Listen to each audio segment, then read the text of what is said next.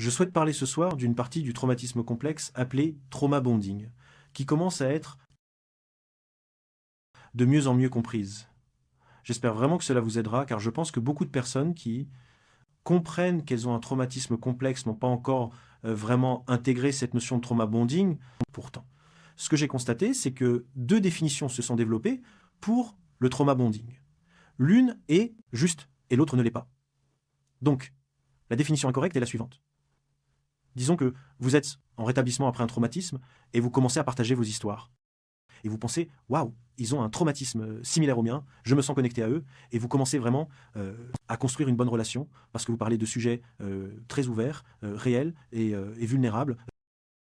Et vous pensez, cela doit être un lien basé sur le traumatisme. Nous créons un lien autour de notre traumatisme. Ce n'est techniquement pas un lien traumatique. Un lien traumatique est le lien qui se forme exclusivement dans des relations abusives. Ce que vous vivez dans cette situation de rétablissement est en fait un lien sain ou le début d'un lien sain, car vous vous connectez d'abord autour d'un seul sujet, mais cela vous permet d'être ouvert, vulnérable, vrai, authentique. La clé à comprendre est celle-ci. C'est le début du lien. Pour que la véritable intimité se développe, il faut dépasser le simple fait de se connecter autour d'un sujet pour commencer à parler ouvertement et honnêtement d'autres sujets jusqu'à ce que vous puissiez tout aborder. Ainsi, le lien commence toujours par un sujet, un lien sain, puis il se développe. Donc, le fait de créer un lien autour de la guérison de votre traumatisme est fantastique, mais ce n'est pas un lien traumatique. Permettez-moi de vous donner la définition du lien traumatique. Un lien traumatique se développe lorsqu'un agresseur narcissique exerce un contrôle coercitif pour vous faire croire que vous avez besoin des soins et de la validation de l'agresseur pour vous sentir à la hauteur. Vous devenez fortement dépendant de la relation abusive, qu'elle soit romantique, familiale, amicale ou professionnelle. En d'autres termes, vous êtes dans une relation avec quelqu'un qui vous néglige ou vous abuse, mais vous développez un lien avec cette personne et vous ressentez de l'affection pour elle. Vous vous sentez dépendant d'elle, même si vous néglige et vous abuse. C'est donc un lien qui mêle des sentiments d'amour et des sentiments de peur. Ce n'est donc pas un lien sain, mais c'en est un. Le trauma bonding est une réaction psychologique où une personne développe un attachement émotionnel fort envers quelqu'un qui lui fait du mal. C'est la clé. Souvent, à travers des cycles d'abus, de manipulation ou de déséquilibre de pouvoir, c'est particulièrement courant dans les relations abusives, qu'elles soient émotionnelles, physiques ou psychologiques. Il s'agit donc de cette étrange connexion et affection qui se développe avec quelqu'un qui vous fait réellement du mal, et nous allons voir pourquoi cela se produit. Permettez-moi d'ajouter que le terme trauma bond décrit comment les sentiments de peur, d'excitation et de sexe peuvent manipuler, piéger ou emmêler une autre personne. Ce que vous voyez là, ce sont des sentiments effrayants, des sentiments excitants, des sentiments sexuels. Tous vous entraînent dans une toile où vous vous sentez connecté à une autre personne, mais en réalité vous êtes enchevêtré, vous êtes piégé. Ainsi, des périodes d'amour intenses et d'excitation suivies d'épisodes d'abus, la négligence et les mauvais traitements créent un attachement corrompu par renforcement intermittent dans le cycle d'abus envers une personne abusive. Et suffisamment de bons jours pour vous séduire, suffisamment de mauvais jours pour vous embrouiller et avec assez de complices pour afficher leur fausse personnalité. Ainsi, vous vous retrouvez pris dans un cycle où suffisamment de bonnes choses se produisent pour que vous supportiez les mauvaises et que vous vous sentiez lié à la personne. Plus le laps de temps entre le moment où ils montrent leur côté chacal et le cachet court, plus le lien traumatique est fort. Plus l'intervalle entre ces hauts et ces bas est long, plus ils sont difficiles à détecter et plus la relation dure, ce qui est pire à bien des égards, car cela vous prive de le bien le plus précieux. Donc, Jekyll et Hyde, le bon et le mauvais, si vous subissez beaucoup d'abus mais que vous obtenez une bonne période, ce cycle se produit très rapidement, alors cela signifie probablement que la relation dure pendant un certain temps, et cela signifie que le lien traumatique est très fort. Lorsqu'il y a un long intervalle entre le moment où les mauvaises choses se produisent, mais il y a beaucoup de bonnes choses, vous y restez beaucoup plus longtemps et vous perdez beaucoup de temps. Une autre perspective, un lien traumatique est une manœuvre orchestrée par quelqu'un pour vous faire croire qu'ils sont votre gardien et protecteur, pour ensuite vous retirer soudainement le tapis sous les pieds. Vous pouvez dépendre de la personne qui vous fait du mal pour être celle qui vous en délivre. Donc, l'agresseur est celui qui orchestre le lien traumatique. Il crée des sentiments d'amour et de dépendance, qu'ils prennent soin de vous, tout cela avant de vous retirer soudainement le tapis sous les pieds et de vous blesser. Mais le lien s'est créé et vous y restez. Laissez-moi vous présenter un test qui a été développé par Vanessa Reiser, c'est dans son livre Abus narcissique, un excellent livre, et il pose simplement quelques questions auxquelles vous pouvez répondre pour voir si vous avez un lien de traumatisme avec quelqu'un. Numéro 1, voudriez-vous un jour que vos amis, votre famille ou vos pères soient dans le même type de relation que vous êtes avec cette autre personne? Si la réponse est non, alors vous avez probablement un lien de traumatisme. Votre situation semble-t-elle toxique lorsque vous visualisez une autre personne dans la même situation? Alors si vous imaginiez l'un de vos enfants dans une relation comme la vôtre, seriez-vous heureux à ce sujet ou non?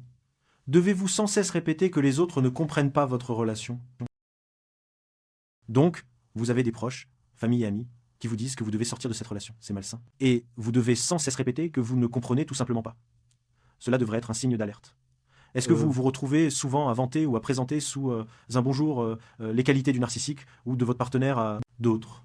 Vous pouvez travailler sans relâche pour réparer la réputation du narcissique alors qu'il détruit la vôtre. Vous arrive-t-il de devoir toujours défendre votre partenaire, essayer de le faire bien paraître, parce que tout le monde ne voit que le négatif? Cette personne a-t-elle des caractéristiques qui vous rappellent un parent ou un soignant toxique?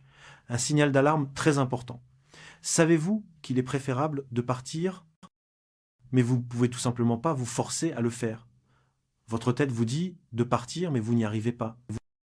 Faites-le. Signe d'un lien traumatique. Vous sentez-vous confus ou effrayé si vous en faites partie de votre partenaire au point que soudainement vous pensez « je dois revenir vers eux ». Vous ne pouvez pas survivre seul. Ce sont donc des questions très importantes à se poser et espérons-le, vous pourrez y répondre honnêtement. Maintenant, là où je veux en venir, c'est de vous aider à comprendre que le lien traumatique est une partie du traumatisme complexe chez les enfants. Pour moi, c'est une chose tellement importante. Voici donc ce que nous savons des traumatismes complexes chez les enfants. Les enfants doivent établir un lien avec leurs soignants afin de survivre. Ils ne peuvent pas satisfaire leurs propres besoins, ils ne peuvent pas s'occuper d'eux-mêmes, ils ont besoin que quelqu'un d'autre le fasse. Ils sont donc poussés par ce puissant besoin de se connecter à leurs soignants. Ainsi, ils essaient encore et encore de se connecter. Mais que se passe-t-il si leurs parents les négligent et les maltraitent? Ils ne répondent pas à leurs besoins, ils leur font du mal. L'enfant ne peut pas simplement s'enfuir. Être loin de chez soi et satisfaire leurs propres besoins est insuffisant. Ils sont donc poussés à essayer de se connecter malgré tout. Mais maintenant, ils doivent s'adapter, ils apprennent à s'amuser, ils apprennent à plaire aux gens, ils apprennent à adopter différents rôles et porter différents masques, ils apprennent à être à l'écoute des besoins des parents pour mettre de côté leurs propres besoins. Ils sont conditionnés à être codépendants. Tout cela fait partie de ce qui se passe en eux parce qu'ils ont besoin de se connecter. Ainsi, un lien traumatique se crée avec quelqu'un qui leur fait du mal, mais ils n'ont pas d'autre choix s'ils veulent survivre. Ce qui renforce encore plus le lien, c'est que l'enfant se dit que ses parents ne sont pas si mauvais. Nous avons beaucoup de bons moments. Ils sont gentils avec moi parfois. Nous nous amusons ensemble. Il y a donc des moments intermittents, des moments sporadiques qui sont agréables. Ils se disent donc que ce sont des personnes formidables auxquelles s'attacher. Cela déclenche tout un mécanisme dans le cerveau appelé déni, qui leur permet alors de nier les mauvaises choses et se concentrent uniquement sur les bonnes. Et soudain, ils présentent leurs parents comme un héros. Ils considèrent les leçons apprises de toutes les mauvaises expériences et réalisent que cela signifie que les leçons étaient bonnes. Toutes les mauvaises expériences étaient en réalité positives car elles m'ont enseigné de bonnes leçons. Et ils placent simplement leurs parents dans ce rôle de héros car l'enfant a besoin d'un héros. L'enfant a besoin de quelqu'un à qui s'identifier. C'est aussi inscrit en eux.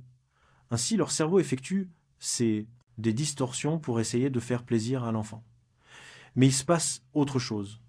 Ce que l'enfant commence à réaliser qu'il y a un peu un cycle qui se produit. C'est un peu des montagnes russes. Il traverse de bons moments suivis de tensions, puis viennent les mauvais moments. Mais ensuite, ils reviennent au bon moment. Ils s'y habituent.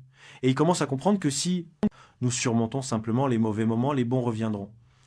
Et cela fait alors partie de ce qui est normal pour eux.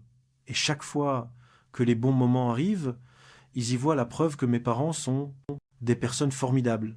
Donc la question est, si un enfant a traversé cela, Que se passe-t-il quand ils entrent dans la vie adulte? Ils quittent leurs parents. Ils devraient commencer à réaliser, waouh, il y a beaucoup de choses malsaines là-bas. Et je ne veux jamais y retourner. Mais pourquoi retourne-t-il dans des relations abusives et recréer des liens traumatiques avec des personnes abusives? Ce que je veux que vous compreniez, c'est de penser à cet enfant dans un foyer marqué par un traumatisme complexe fait face à toute une série de facteurs différents qui interviennent dans tout ce processus.